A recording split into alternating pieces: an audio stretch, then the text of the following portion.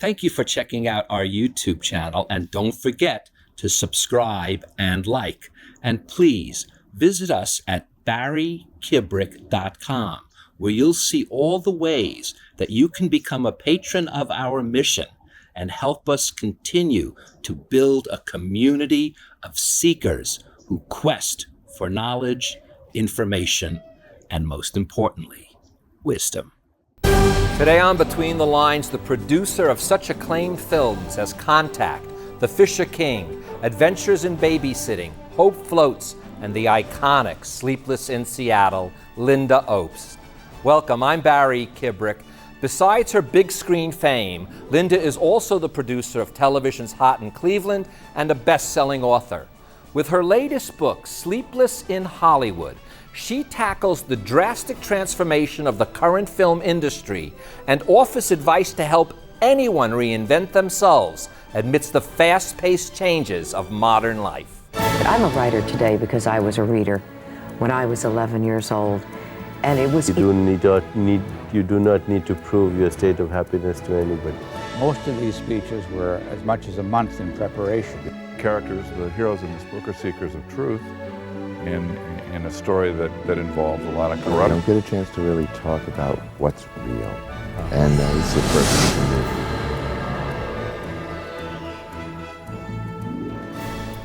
me. Lynda, it is a pleasure to have you here on the show. Thank you for joining us. I'm so happy to be here. Thank you so much for having me. Well, you know, I want to start with this. At first, when I picked this up, I said, wait a minute, am I going to just read a book about a wealthy producer who's going to be moaning and bemoaning the fact that she's not in the studio system? And it is literally the opposite of that. What this book really is something that could be utilized by everyone in today's society, because it is a changing world we live in. And what you show us here is that no matter how hard it may be at first, you can change. You can do it, you can do the research required, you can do everything needed to make that change, even if it's uncomfortable, even if you don't like it. And you bring that out here. And it made me go, this is deep in that level, because change for all of us is the hardest thing to deal with. And you give us almost a guideline on what one needs to do. Well, thank you. I was in the studio system, actually, when I was writing this book. I still am in the studio system, but I was hating it, and I wasn't getting anything done. And I had absolutely no idea why, because I'd been sort of successfully making movies for 30 years or so, and then all of a sudden, I had no traction. And everywhere I looked, there were miserable peers of mine giving me, every time I saw them, they would look at me and their eyes would roll to the sky. And I knew what that meant. We all knew what that meant. And it meant, what the hell is going on around here? Why is this business suddenly impossible? First of all, the recession was going on.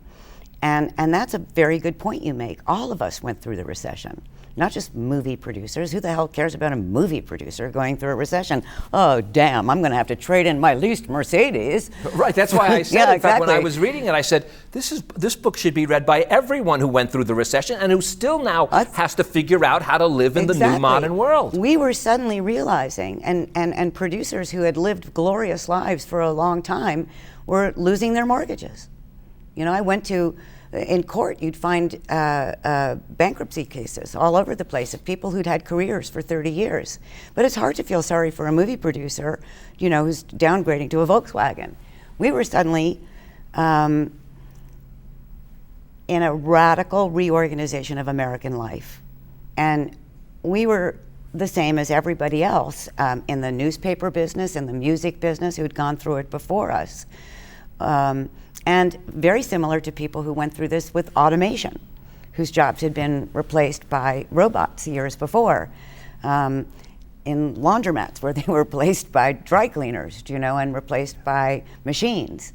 Suddenly you realize that what you were doing wasn't relevant anymore, was being done differently. And in the movie business, we were all so arrogant, we didn't realize that once we had made it, we'd had to reconfigure our whole lives all of a sudden when we were at the peak of our adulthood.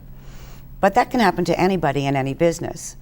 And when it happened to me, I thought, why aren't the movies, the kinds of movies that I've been making all of my career successfully, why aren't they being made anymore? And I think what we all have to do when we realize that the way we've been working isn't working anymore is take stock and figure out why. Well, that's why you say, in fact, you say there was no time for nostalgia. And that's the problem with what a lot of the other producers were doing. They were sitting there going, boy, I remember when we used to have lunch at, and this one and that one. But you realized, right? I don't know. I think everyone has to go through a little bit of mourning before they make the realization. And I'm assuming you did too. But you said, I had to figure it out. There was no time for nostalgia. And this is a complicated new world, but I'm going to keep flying. Yeah. It's funny. I remember when I was at the Times 20 years before this, or I don't know, 60 years before this, I don't remember time anymore, 800 years before this in the Pleistocene age. When I was a kid, I started at the Times, and I got there right before they went to cold print. When I got there, you could still smell the ink. And there were still the wonderful hot type guys downstairs who were putting out the newspaper every day with the newspapers rolling over the hot presses.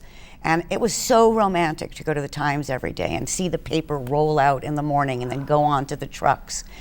And all the classic union guys who were putting out that paper for 40 years and so excited about their jobs. And one day, this computer came into the office, and those guys were all let go.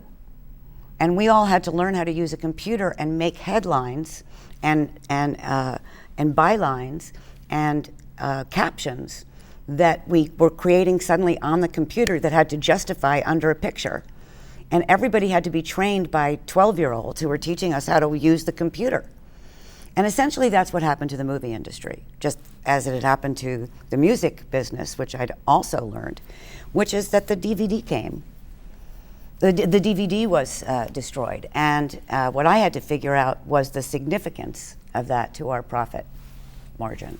Wow. Well, you did a good job. And but you say something else, because I think this is important when it comes to the emotional.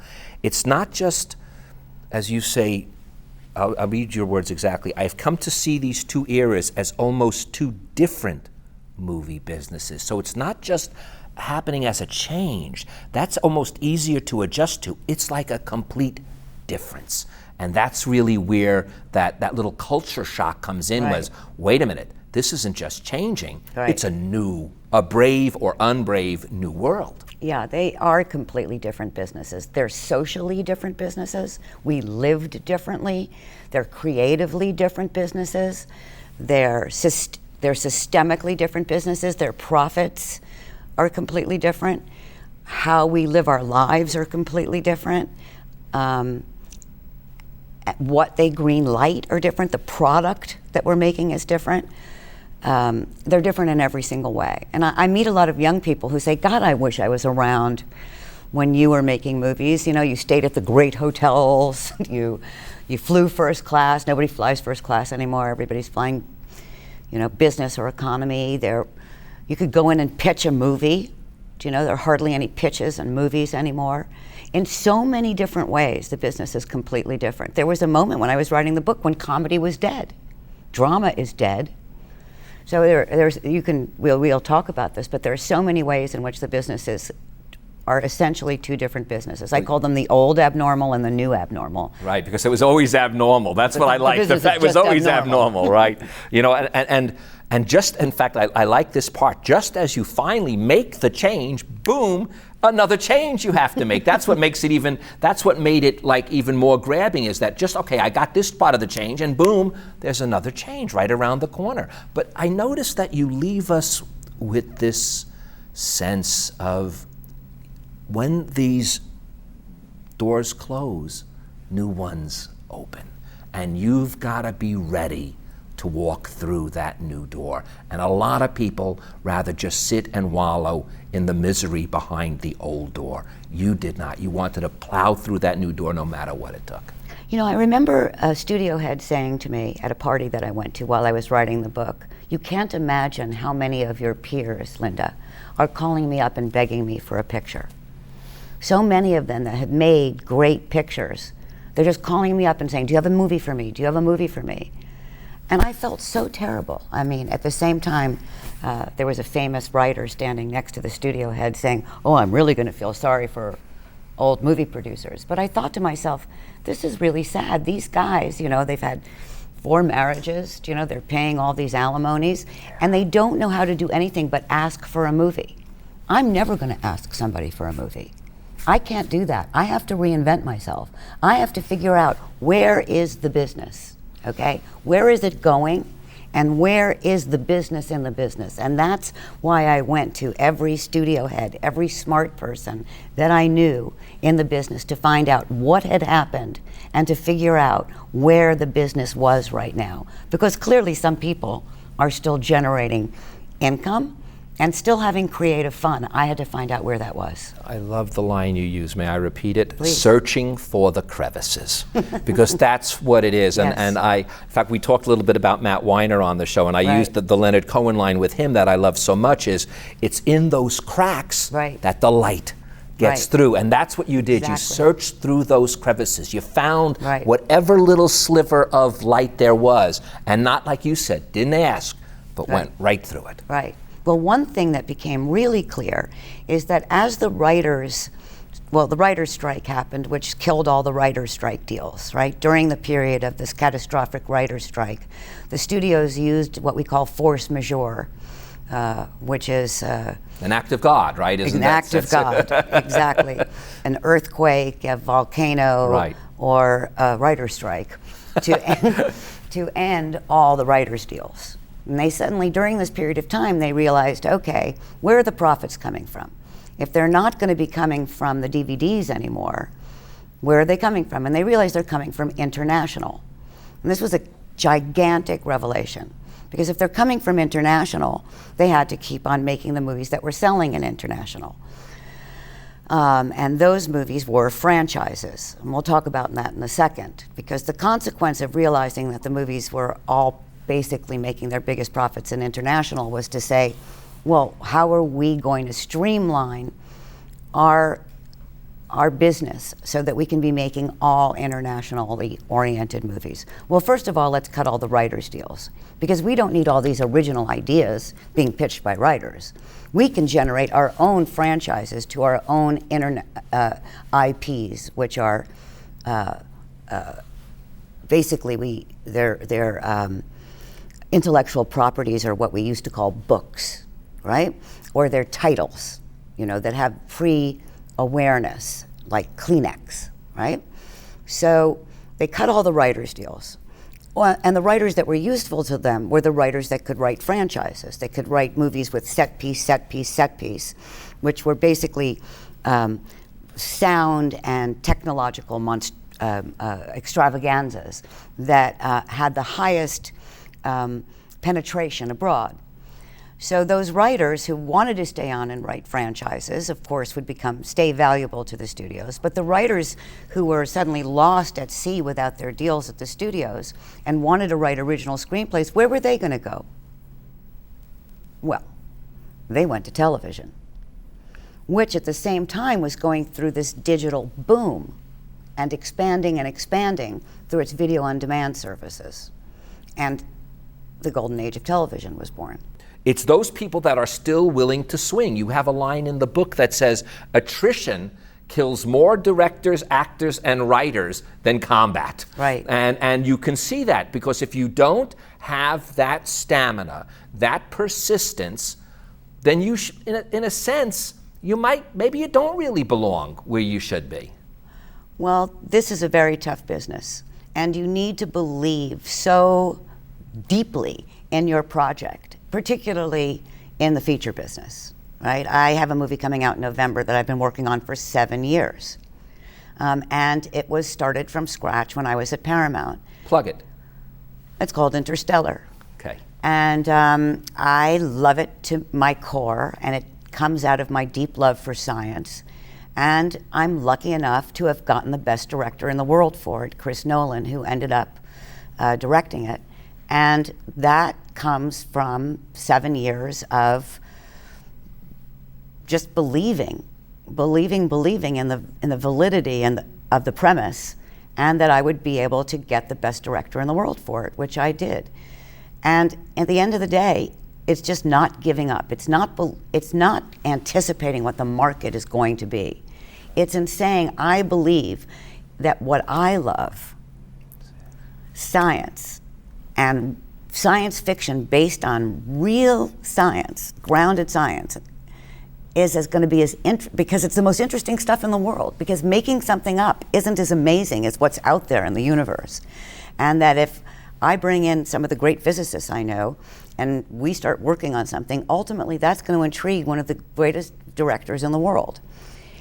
And when you believe in something and you stick with it and you don't give up and you shoot the moon, and you're not trying to guess what people are going to love, you just go with your gut. You'll find a crevice that eventually can crack open into something truly spectacular, like the movie that Chris has made. But it's very funny. I wrote this down because if it wasn't for your underlying sense of humor, I'm not sure you could stick around for those crevices. Isn't it funny? I find that with persistence, if you can't laugh at yourself, and it's really yourself you have to laugh at, there's no one else there, because you lose the persistence. Yeah. And you sense that through this book, that it is your own, I almost want to say self-deprecating even, self-deprecating humor, because you're not full of yourself in that regard, but you're full of the passion and the work. That's where the difference comes in. People full of themselves, when they hit a roadblock, boom, they crash because they're self-crashed. Yeah. But people who can look at themselves with a sense of humor and can look at their work as what's important and their value, those are the people that can survive. Well, that's very perceptive. I thank you for seeing that. I think that's exactly right. I think if I didn't laugh, I always say I have to laugh to keep from crying, but truly I think if I didn't laugh, this business would not be sustainable. First of all, the business is hilarious, do you know? Because it's crazy. The people are crazy, the frustrations are crazy, and you have to find the bird's eye view and be able to laugh at it. Second of all, you need true friends outside of the business to sustain yourself, and you need family, right? But you must believe in your projects. I used to see my projects as my sailboats, do you know, that would navigate me through the waters. But if you take yourself too seriously, do you know, then if there's a blow to yourself, you go down, right? Yeah. You can't do that. Do you know? I think you have to take yourself with a grain of salt, do you know, sometimes. And when you have a son like mine, do you know, you definitely take yourself with a grain of salt. Oh, well, wait a minute. You have a son like mine, you have to do the same thing, because they put you... They do. Boy, do they know how to set you straight, or do they know how to set you straight? I know your son Ollie sets... I used the line in the green room. I said, you know, Mom, that's so 2003. And yes. I'm telling you, it's through my conversations with my wife and son around the table in the evening 100%. that gives me the sustenance, and plus that even the way to navigate this new world, because it's changing so rapidly, only the kids can keep up. You must be in touch with the younger generation. There is not a time when I see anybody under 20 or 30 that I'm not a reporter again. Do you know?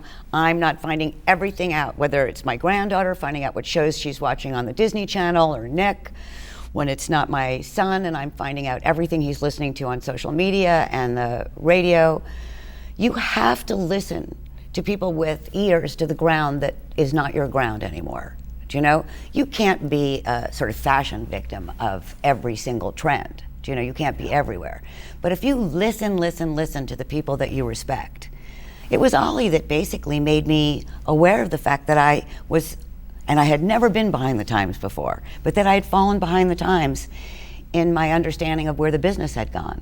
You talked about science, and I remember there's a great line, and it's either about Galileo or about Copernicus, or said by Galileo or Similar said by issues, yes. Copernicus, and it was that we stand on the shoulders of giants. That's right. But What I've come to learn is just what you said about the younger generation. And I added a line to the great line. And I said, but we are buoyed by those that come after us. And that seems to be, if you can maintain that perfect balance, stand on the shoulders of giants that came before you, but feel that uplifting spirit from the youth that have come after you, assuming you did the right job with the youth, which we have to, then you're buoyed, and you are. I think one thing that happens with people that get a bit successful is that they stop listening. They think they know everything. Do you know, you get a hit and you think, I figured it out. I'm going to keep making movies of the exact same genre over and over and over again. And first of all, the audience loves fresh, right? So if you think you figured it out, you're in trouble. I never think I figured it out. The other thing is you become all transmitter and no receiver, right?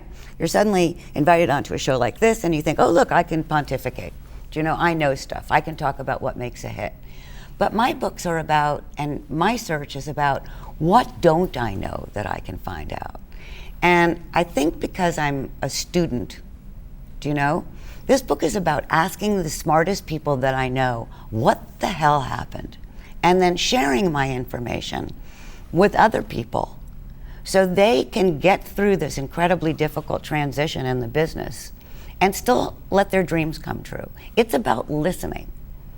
And it's listening to young people, it's listening to people who are smarter than you are, it's listening to people who created a quantum change in the medium somehow by writing something that you didn't think could get made but did. Do you know, it's who are the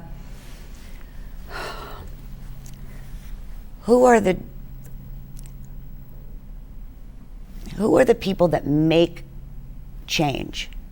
And what's changing? What's at the horizon of every field? And knowing you know nothing, even as you learn something, and then mixing those two things together, that moves you forward.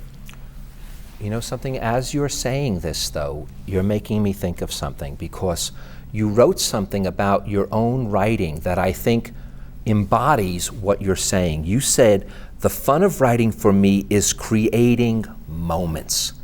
Some write for character, some for story. I love to write for moments. And as I'm listening to you talk, that's what you're even thinking. You're thinking about the moment. Who in this moment can I speak to? Who at this moment can I go? Where in this moment? So when you're in that moment thought cycle, which is what seems to be the natural cycle as a producer for you and as a writer, that seems to be a very precious and good way to look at, as I said, this book is to look at life in general, not just the business.